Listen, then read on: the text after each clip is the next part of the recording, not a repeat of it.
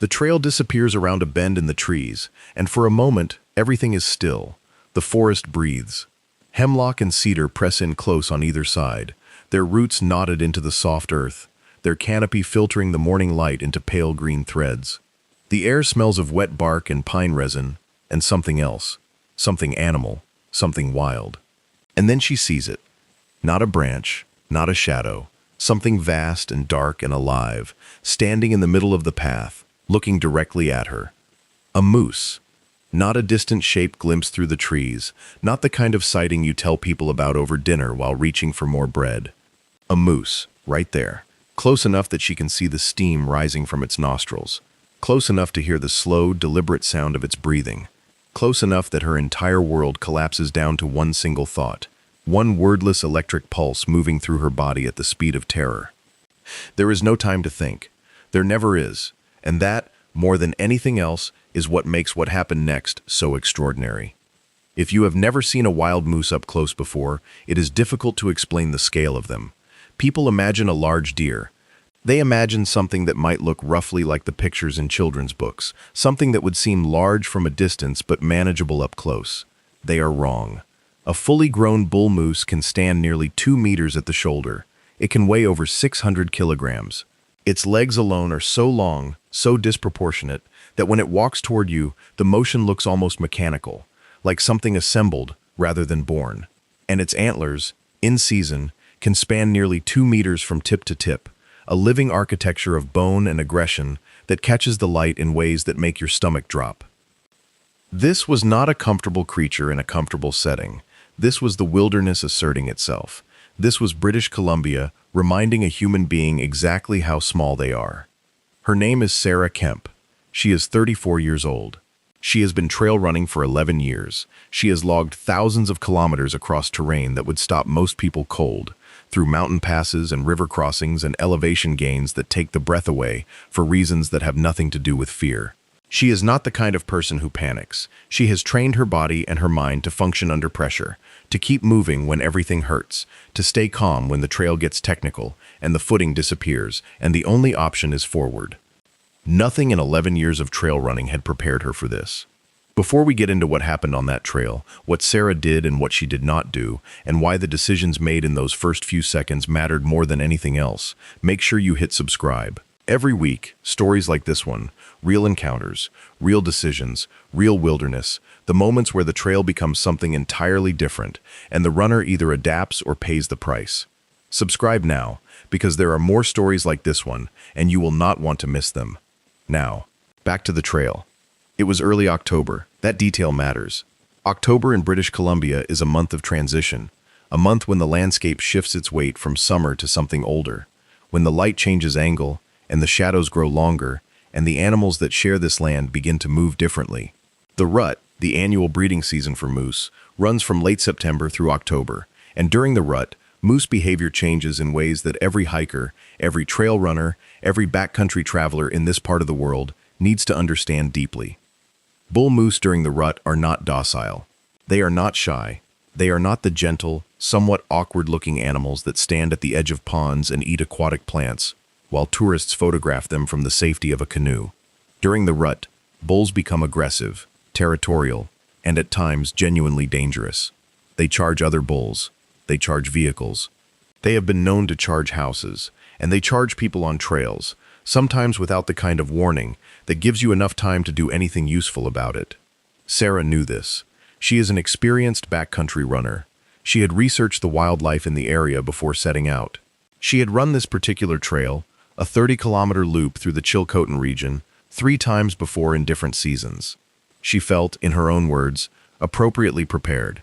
She had bear spray clipped to her vest. She had told 2 people her route and her expected return time. She had a charged phone and enough food and water for the day.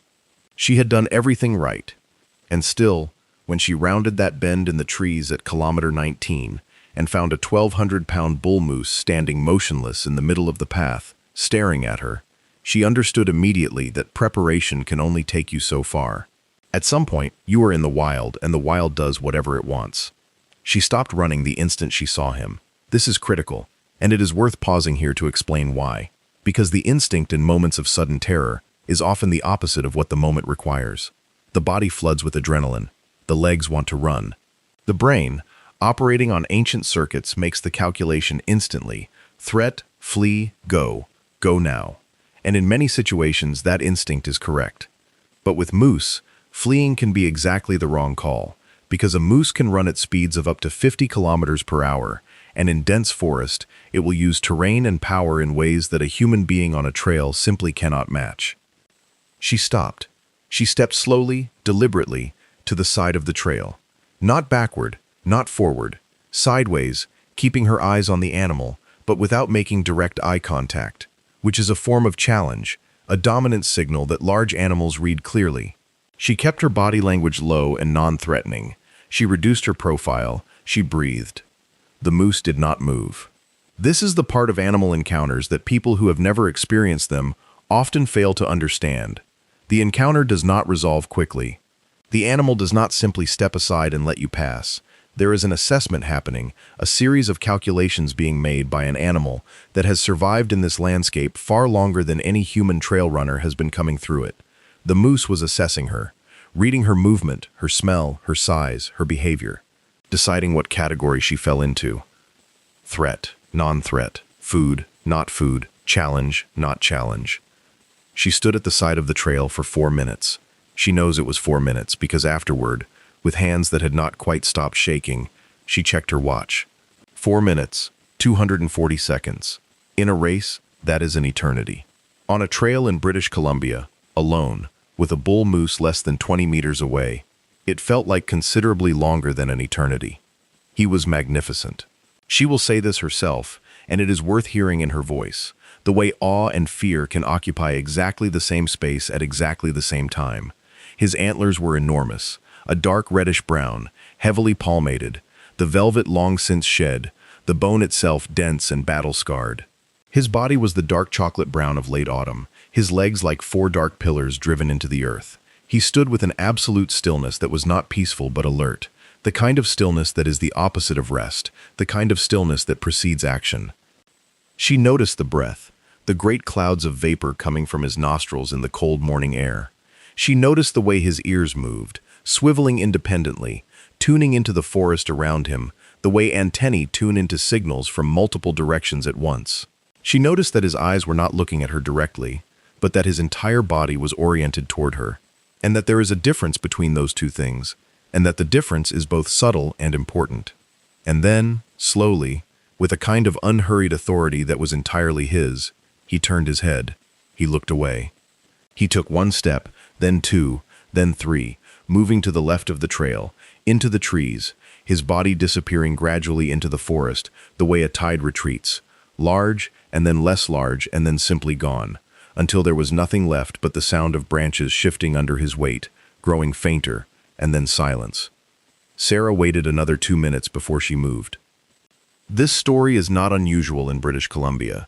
It is not unusual anywhere in the vast stretch of wilderness that runs down the spine of Western Canada, through the Rocky Mountains and the Coast Mountains and the vast interior plateaus where forests grow so thick and so undisturbed that humans are genuinely the minority. This is moose country. It has always been moose country, and as more and more trail runners push deeper into backcountry terrain, as the sport expands into landscapes that were once the exclusive territory of hunters and trappers, and the people who have lived alongside these animals for generations, these encounters are becoming more frequent. Some go the way Sarah's went. Stillness, patience, the animal moving on, the human shaken but unharmed, the story told later in the warm safety of a cafe, or a car, or a living room, while the hands wrap themselves around something hot. Some do not go that way. The moose is the largest member of the deer family, Alces alces. The word moose comes from the Algonquin, meaning twig eater, a reference to its diet of woody browse, the bark and branches of willows and aspens and birches, and the aquatic plants that grow in the shallow lakes and ponds and river margins that moose require for survival. They are semi-aquatic in a way that surprises most people, capable of diving several meters to feed on underwater vegetation, capable of swimming for distances that would exhaust a human swimmer, using their enormous legs as paddles, their broad hooves as natural fins. They are animals built for winter. Their hollow guard hairs trap air, and provide insulation against temperatures that drop to -40 in the interior of British Columbia. Their long legs allow them to move through deep snow that would stop any other ungulate. Their height allows them to browse vegetation that smaller animals cannot reach. Every part of them is a solution to a problem posed by the environment. Every physical characteristic the product of millions of years of pressure and response, adaptation and counter-adaptation, the slow conversation between animal and landscape that produces, eventually, something like perfection. And they are, when threatened, when cornered, when a cow is protecting a calf, when a bull is deep in the hormonal fire of the rut, genuinely dangerous. Not predator dangerous. Moose do not hunt. They do not stalk and kill.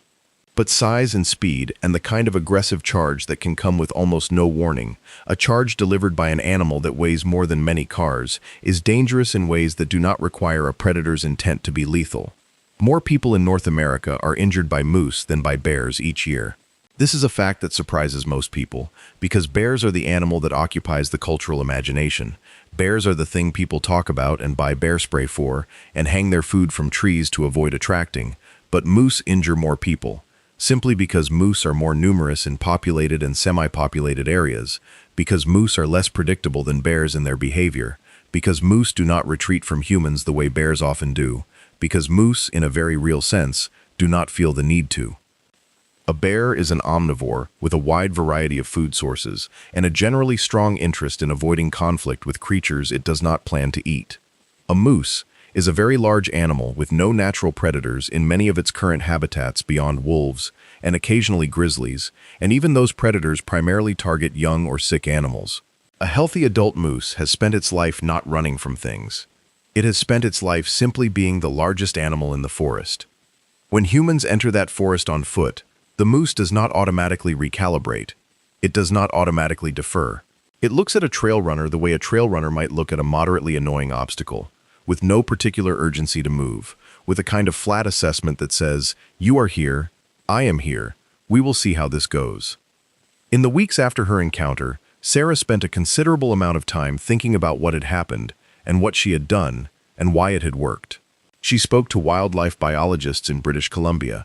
She spoke to other trail runners who had their own stories. She spent time reading everything she could find about moose behavior, about animal psychology, about the neuroscience of fear responses in both humans and wildlife. And she came to a conclusion that is both simple and difficult. In those first few seconds, she had done something right almost entirely by accident. She had stopped. She had stepped sideways. She had lowered her profile and removed direct eye contact and not run. And she had done these things not because in the moment she had time to retrieve and apply a set of carefully memorized protocols, but because she had trained herself, over years of running in wild places, to suppress the first instinct and substitute a better one. This is not a skill that most people have. Most people, confronted with a 1,200-pound wild animal at close range, will do one of two things. They will freeze entirely, which is sometimes okay and sometimes not, depending on the animal and the specific context, or they will flee, which with moose and with many other large animals can trigger a pursuit response that transforms a potentially manageable situation into a dangerous one very quickly. The freeze response and the flight response are both ancient. They are written into the operating system of every mammal that has ever lived, products of the same evolutionary pressure that built the moose's legs and hollow guard hairs, the pressure of a world in which predators are real and consequences are immediate, and the difference between a correct decision and an incorrect one can be measured in the number of heartbeats remaining to you. And in the modern world, for most people in most situations, these responses are unnecessary and sometimes counterproductive. But in the backcountry, on a trail in British Columbia, in the early October morning, with a bull moose in the rut, standing 20 meters away, they are activated fully and instantly, and managing them, overriding them with something more considered, is one of the most difficult things a human being can do. Sarah had practiced it. Not specifically, not with moose encounters as the training scenario, but generally. She had put herself in situations over years of trail running that had required her to regulate fear responses, to breathe through discomfort and uncertainty and physical suffering, and make decisions anyway, to keep her nervous system from taking full control of her body's actions. Long races in bad weather, technical descents in fading light, crossings that required careful footing and calm hands. the cumulative experience of being in wild places and learning, over time, that the first thing your body wants to do is not always the right thing. That training had, in a very real sense, saved her from a potentially very bad day on a trail in the Chilcotin. But there is something else in her story, something that she mentions when she talks about those 4 minutes on the trail, something that goes beyond the practical and into a territory that is harder to describe but equally important. She was not only afraid, she was also, in some deep and genuine part of herself, present in a way that she almost never was anywhere else. The forest was utterly vivid. The smell of it, the cold of the air, the sound of her own pulse, the extraordinary physical reality of the moose in front of her, every detail was amplified to a clarity that ordinary life almost never offers. And in that clarity, alongside the fear, there was something that she can only describe as being exactly where she was, not thinking about the rest of the run, not thinking about the rest of the day, not anywhere other than that trail, that forest, that animal. This is one of the things that wild places do to people. It is one of the reasons people go to wild places. Not because they are looking for danger, not because they want to court the kind of encounter that Sarah had, but because the wilderness has a way of stripping away the accumulated weight of ordinary consciousness and reducing everything to the essential. You are here, it is now, this is real. Trail running amplifies this effect. Moving through wild terrain on foot, at the kind of pace that requires continuous physical and technical engagement, is one of the most complete forms of presence available to a human being. Every step requires input from the body and the mind simultaneously. There is no room for distraction. There is no room for the kind of half-present, half-absent state that characterizes so much of modern life. You are on the trail, or you are on the ground. You are paying attention, or you are paying a price. And in that state of heightened presence, an encounter with an animal, like the one Sarah had, takes on a quality that is difficult to articulate, but impossible to forget. It is not simply a scary thing that happened. It is an event that leaves a mark, not the mark of trauma, not the mark of damage, but the mark of genuine contact between a human being and a world that is older than the entire history of human civilization, a world that does not need human beings, and does not organize itself around human beings, and does not step aside for human beings just because they happen to be in the middle of a 30-kilometer training run. The moose does not know about training plans. The moose does not know about race schedules or personal bests, or the 12-week cycle that Sarah was in the middle of when she rounded that bend. The moose was simply there, in the forest, doing what moose do, being what a moose is, and the encounter happened because two different kinds of life were using the same narrow strip of trail, through the same piece of wilderness, at the same moment in time. In British Columbia, this is not an unusual situation. The province covers nearly 1 million square kilometers. It is one of the most ecologically diverse places on the planet, a region where temperate rainforest and boreal forest and alpine tundra and high desert grassland all exist within the same political boundary, where the terrain shifts from sea level to over 4,000 meters of elevation within a few hundred kilometers, where the wildlife inventory includes grizzly bears, black bears, cougars, wolves, wolverines, mountain goats, bighorn sheep, elk, and somewhere between 150,000 and 170,000 moose. 150,000 to 170,000 moose in a single Canadian province. British Columbia's moose population has actually been declining over recent decades, a complex story involving climate change, the expansion of white-tailed deer, a species that carries a brainworm parasite called Parelophostrongylus tenuis that is fatal to moose but does not appear to significantly harm deer, habitat change driven by logging and wildfire, and the northward spread of winter ticks, which can infest individual moose with tens of thousands of parasites in a single season, causing hair loss and anemia that weakens animals going into the critical stress period of late winter. The biology of moose survival in a warming world is a subject of intense research by wildlife biologists across Canada, and the picture is not entirely encouraging. But 150,000 to 170,000 animals is still an enormous number. And in the backcountry, on the trails, in the watershed drainages and the river valleys and the old-growth corridors that stretch across the interior of the province, moose are a presence. Not always visible, often heard rather than seen, a crashing through brush that sounds like something much more dramatic than it is, or a silence in the forest that has a particular quality, a heaviness, a sense of something nearby and large holding itself still. Sarah has run into moose before, twice at a distance, once close enough that she could hear the animal but not see it. The October encounter was the first time she had been stopped. The first time the situation had required a response beyond a general awareness and a respectful distance. And it was, she says, transformative in a way that she is still processing. Not because it frightened her, although it did, substantially and physically, in the way that real fear is always physical, the cold sweat and the elevated heart rate and the strange clarity of time slowing and speeding simultaneously. But because it reminded her of something she had known intellectually and now knew in her body, in her cells, in the specific memory of standing on a trail with her heart, doing things hearts are not supposed to do during the rest portion of a training run. The wilderness is not a backdrop. It is not a setting in which human drama takes place. It is not a stage or a park or a managed experience.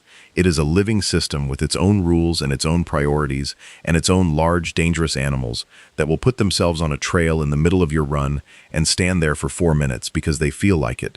And there is absolutely nothing you can do about it except manage yourself and wait and be grateful, afterward, that you had the presence of mind and the training and perhaps some measure of luck to be standing at the end of those 4 minutes rather than laid out somewhere in the brush with a set of hoof prints in your recent past. Other trail runners in British Columbia have not been as fortunate. In the Squamish-Lillooet Regional District, a runner on a well-trafficked trail encountered a cow moose with a calf in the spring of the previous year. The cow charged with no warning and no clear provocation, a response driven by the absolute biological imperative of any large mammal protecting its young. The runner went down a steep bank off the side of the trail, falling several meters through dense brush before stopping. She sustained a broken wrist, multiple lacerations, and bruising across a significant portion of her body. The moose did not pursue her down the bank. Moose rarely pursue a fleeing or fallen human once the immediate threat has been neutralized, but the damage was done quickly and thoroughly. On a trail in the Kootenay region, a male runner encountered a bull moose that had been lying in the brush beside the trail and rose suddenly as the runner passed at close range. The moose struck the runner with a front leg, a behavior called stomping that moose use in conflicts with other moose, and that, applied to a human being, is capable of causing very serious injury. The runner was hospitalized. He recovered. He runs still. He carries bear spray now, which in this context is not a misname, because bear spray is effective on moose as well as bears. The same capsaicin compound that overwhelms a bear's sensitive nasal membranes working equally well on the similarly sensitive olfactory system of a moose. Bear spray, the single most effective piece of safety equipment a backcountry trail runner can carry. More effective than a noisemaker, more effective than trekking poles. More effective than any protocol or any amount of experience in the absence of the spray itself, because no matter how good your decision-making is, no matter how well you manage yourself in the first moments of an encounter, there are situations in which the animal is already in motion, and decisions are no longer relevant, and what matters is whether you can deploy a cloud of capsaicin between yourself and something that weighs 600 kilograms and is closing the distance very quickly. Sarah had it. It was clipped to her vest, easily accessible, a practice she had established years ago, not because she had experienced any specific event that made her feel she needed it, but because the people she respected and the literature she had read had been consistent on the point. She had practiced deploying it, not in a crisis, but in training, the way you practice everything else, the way you practice nutrition and hydration and pacing and technical footwork, the muscle memory of finding the clip, pulling the safety, pointing, pressing. In a real encounter, you will not have time to think about these steps. They need to be automatic. She did not need to use it on the October trail, but its presence on her vest was not irrelevant. Knowing that she had a last resort available, knowing that if the moose had charged, she had a response beyond simply being in the path of the charge, had been part of what allowed her to stand still and breathe and wait out the 4 minutes rather than breaking into the flight that her nervous system was loudly demanding. The equipment had supported the psychology. The psychology had supported the equipment. Together they had been enough. This is one of the less discussed aspects of backcountry safety preparation. People think about safety gear as a physical intervention, something that does something to an animal or an environment in a moment of crisis. And it is that. But it is also something else. It is a psychological support structure that alters the way your nervous system responds to threat, that shifts the calculation even before the crisis arrives, that gives you the capacity to make better decisions in the critical first seconds, because you are not simultaneously managing the terror of being entirely without options. Experienced backcountry travelers understand this. They carry the gear not only for the moments when they need it, but for the moments when they might need it, because those moments change behavior in ways that can determine whether the might need it ever becomes actually needed. The autumn light was different when Sarah emerged from the trees at the end of the trail. She noticed it, the way it came through the foliage at a lower angle than when she had entered, the shadows longer, the colors deepened, the quality of the air changed from morning sharpness to something softer and more amber. She had been in the forest for nearly 4.5 hours. The moose encounter had added perhaps 30 minutes to her time, between the 4 minutes of waiting and the careful, slower pace she had maintained for the kilometer after, listening with every part of her, tuned into the forest the way the moose himself had been tuned into it, the swiveling ears, the processing of every sound and smell. She sat at the trailhead for a long time. She drank water. She ate something. She let the adrenaline work its way out of her body with the slow patience that biology requires, because adrenaline does not dissipate quickly. It does not simply switch off when the threat has passed. It lingers in the blood for an hour or more, keeping the heart rate elevated, keeping the muscles primed, keeping the senses on a hair trigger that the conscious mind knows is no longer necessary, but that the body has not yet received the memo about. She thought about the moose, about his stillness, about the breath rising from his nostrils in the cold air, about the way he had simply turned and moved into the trees when he was done with her, with the absolute authority of an animal that has never, in the full length of its existence, had to negotiate with anything. She thought about the trail, about the way it had been the same trail she had run 3 times before and had been, in those 4 minutes, something completely different. The same dirt, the same trees, the same hemlock and cedar pressing in on either side, but transformed by the presence of another life into a space she had never been in before and would never be in again in quite the same way. And she thought about running, about why she does it, about what it is that pulls her to these trails and these landscapes when there are closer, safer, more predictable places to run. And the answer she arrived at, sitting at the trailhead in the amber afternoon light, with the last of the adrenaline still moving through her bloodstream, was not the one she expected. She does not run in these places despite the wildness. She runs in these places because of it. Because a world that contains a 1,200-pound bull moose standing motionless on a mountain trail in the October rut, staring at you with an absolute unsentimental indifference that is neither hostile nor friendly but simply real, is a world that is fully and unambiguously alive. A world that has not been entirely arranged for human convenience. A world that has its own priorities, and its own timelines, and its own large animals that will put themselves in the middle of your run and take their time about it. That world is not comfortable. It is not always safe. It is not the world that most of us live in for most of our waking hours, but it is, in some essential way, more real than the padded and organized and mediated world of ordinary modern life. And the trail is the line between those two worlds. The thin corridor where a human being can move through the wild and be, for a few hours, genuinely in it. Not observing it from behind glass, not consuming it as an image or a story or a packaged experience. In it, with its mud and its cold air and its hills that do not flatten for your convenience, and its moose that do not move for your schedule. The trail demands that you be present. The wilderness demands that you be present, and occasionally, on a particular trail in British Columbia, on a particular October morning, the wilderness sends a large, dark-eyed emissary to make the point very clearly and at close range. Sarah runs that trail again every year now. She has run it twice in the months since the encounter, once in late November when the first snow had come and the forest was different again, hushed and white and transformed, and once in the early spring when the snowmelt was running in sheets across the trail and the air smelled of water and thaw and the deep earth releasing itself from cold.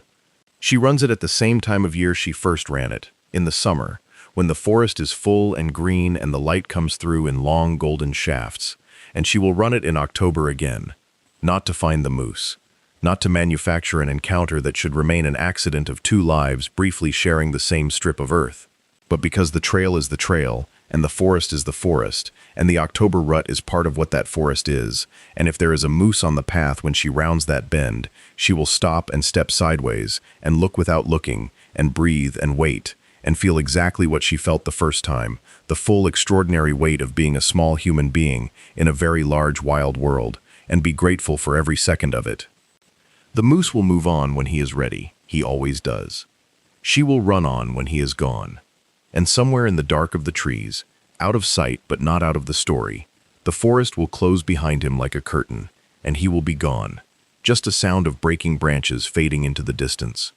Until the forest is quiet again and it is just the trail and the hemlock and the cedar and the pale green light coming through from above, and she will stand there for another 2 minutes, just to be certain, just because 4 minutes and the careful kilometer after that have taught her something about patience that she will carry for a long time. And then she will run. British Columbia is not a place that accommodates carelessness.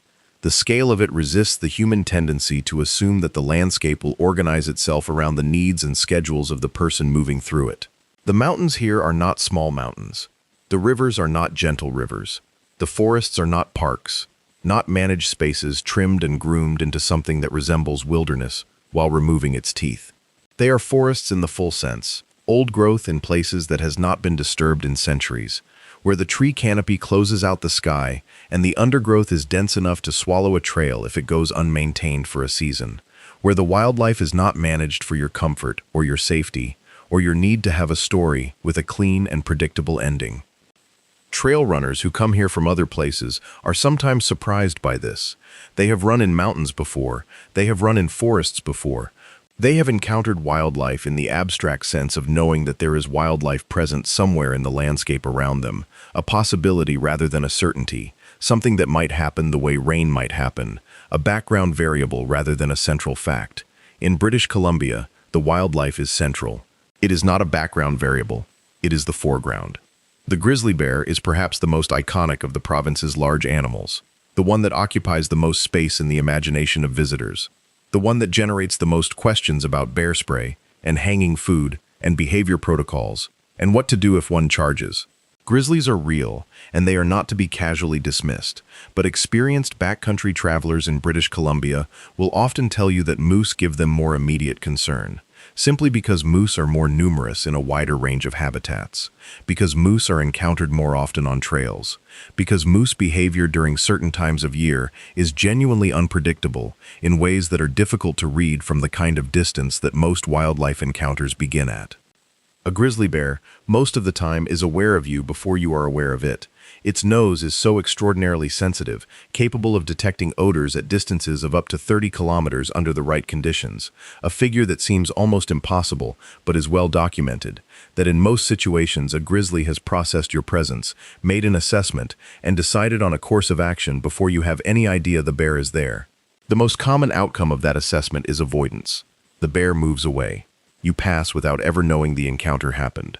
Moose, by contrast, have good hearing and a reasonable nose, but somewhat limited visual acuity, and they have a different default relationship to the world around them. A grizzly bear moves through the landscape as a predator, alert to threats and opportunities in all directions, continuously reading the environment. A moose moves through the landscape as a very large animal that is not, as a general rule, a prey item for anything that it is likely to encounter, and its relationship to potential threats reflects this. It tends not to flee first and assess later. It tends to stand its ground, assess, and then decide, which means that encounters with moose are often longer, closer, and more ambiguous than encounters with bears. This is particularly true in October. The rut reshapes everything about moose behavior and moose ecology. Bulls that have spent the rest of the year as largely solitary animals, moving quietly through their home ranges, avoiding contact with other bulls, avoiding conflict where possible, become, in the span of a few weeks, animals driven by a hormonal imperative that overrides caution and routine and the ordinary calculations of survival. They move more. They move faster. They cover distances that they would not cover in other seasons. They are in places they would not ordinarily be, on trails, in valley bottoms, crossing rivers at odd hours, standing in the middle of mountain paths in the early morning, staring at trail runners. The rut is a period of extraordinary energy expenditure. A bull moose may lose up to 30% of his body weight during the rut, running almost constantly, fighting other bulls, guarding cows, barely sleeping, barely eating, burning through reserves that he has spent the entire summer and early autumn accumulating. By the time November arrives and the rut ends and the first serious cold settles over the interior of the province, a bull moose that entered October in peak condition may emerge, looking drawn and rough, the weight gone, the fire banked, the aggression replaced by the slower, more conserving mode of late autumn. But in October, he is all fire. And on a trail in the Chilcotin, with the light coming through the trees in the cold early morning, and the air full of the smells of autumn, and somewhere in the deep forest, other bulls doing what bulls do in October, he is entirely himself, entirely the animal he was built to be, and the trail runner who appears around the bend is simply a fact of the morning, one element in a landscape full of elements, to be assessed and responded to or not responded to, as his own internal calculus determines. He moved on when he was ready. That was his decision, made in his own time, according to his own priorities. The trail runner had no role in it, beyond not making things worse. This is a good way to understand what the wilderness requires of the people who move through it. Not dominance, not submission, not the aggressive assertion of human presence that is sometimes mistaken for confidence, the loud noises and the large gestures, and the attempt to convince a wild animal that you are something it should be afraid of, because you are not always something it should be afraid of. And the attempt to convince it otherwise is, with some animals in some situations, a significant provocation, but also not paralysis. Not the complete surrender of agency that leaves you frozen on a trail with no options and no capacity to act if the situation develops in a direction that requires action. Something in between, a kind of active stillness, a calm that is not absence of fear but management of it. A presence that reads the situation as honestly as possible and responds to what is actually there rather than to what the panic response is telling you is there. Sarah had it on that trail. She has been building it for 11 years without knowing that she was building it for this specific moment. Every hard run, every technical section managed in fading light, every hill that required a conversation between what her body wanted to do and what the situation required, every small crisis navigated and emerged from intact had been, in some sense, preparation for 4 minutes on an October trail with a bull moose who had decided, on that particular morning, that he was not in a hurry to go anywhere. She came through it and kept running. That is not a small thing. The encounter did not end her run. She finished the 30 kilometers. She was slower in the final section, still running with a heightened attentiveness that she had not planned for, and that required more of her than a normal training pace, but she finished. She came to the trailhead and sat and ate and drank and let the adrenaline clear, and then she drove home and called the 2 people she had told her route to, and then she sat with what had happened for a long time before she found the language to describe it. There is a specific kind of wildness that only reveals itself to people who go far enough and long enough to encounter it. It is not the wildness of a picturesque overlook, however beautiful. It is not the wildness of a packaged adventure, however exciting. It is the wildness of a trail that goes past the edge of what is comfortable and into the territory where the landscape has its own agenda, and the wildlife has its own calendar, and the weather makes its own decisions,